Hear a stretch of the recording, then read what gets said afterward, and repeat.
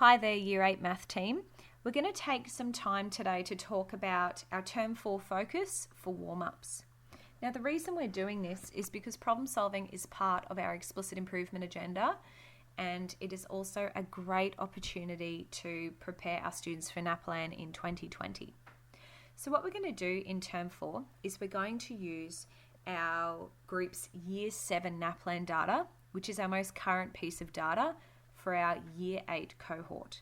And we're doing this to prepare them for next year. So I'm going to take you through what I've done for each of the classes, what you're going to receive, and some possible next steps, and what this could look like in your classroom for this term. So each of the classes is going to receive a recommendations document.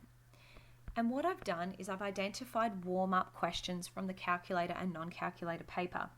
Now, I've done this through reviewing your item level summary from NAPLAN, and I've identified questions which have the biggest difference to the nation. Now, what this actually means is it's the easier questions that your class in particular got wrong compared to the rest of Australia. If you see an NC in your list, it means it is part of the non-calculator paper.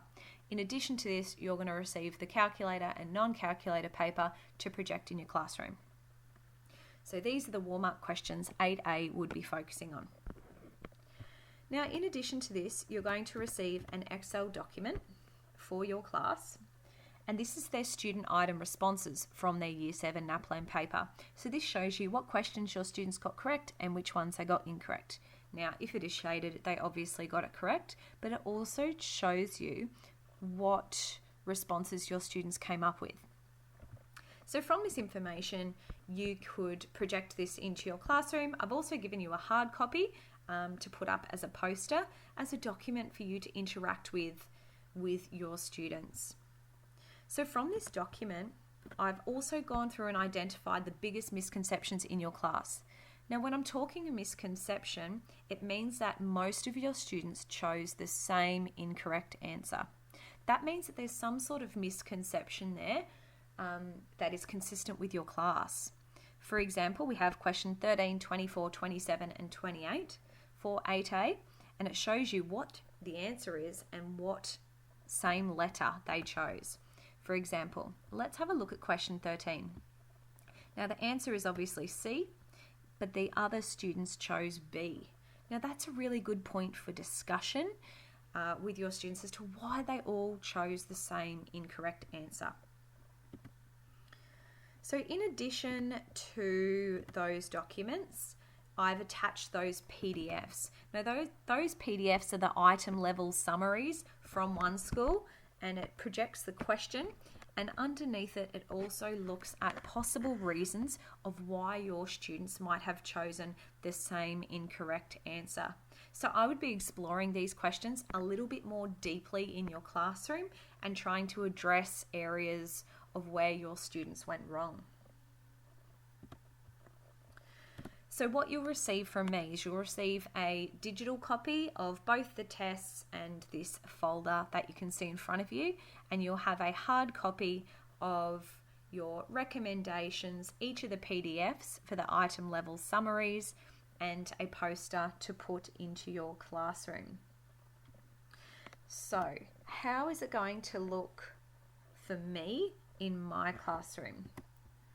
So here's one of my PowerPoints for one of my lessons when we return, and I'm going to do a problem of the day for each of my lessons.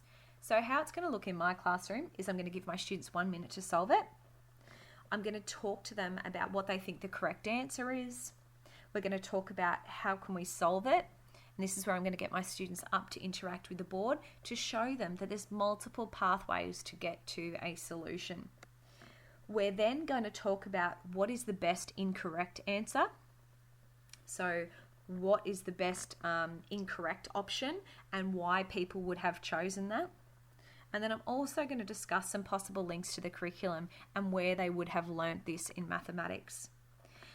So how it's going to look in my lesson is I'm going to do one problem each day, and I'm probably going to spend about 5 minutes unpacking it.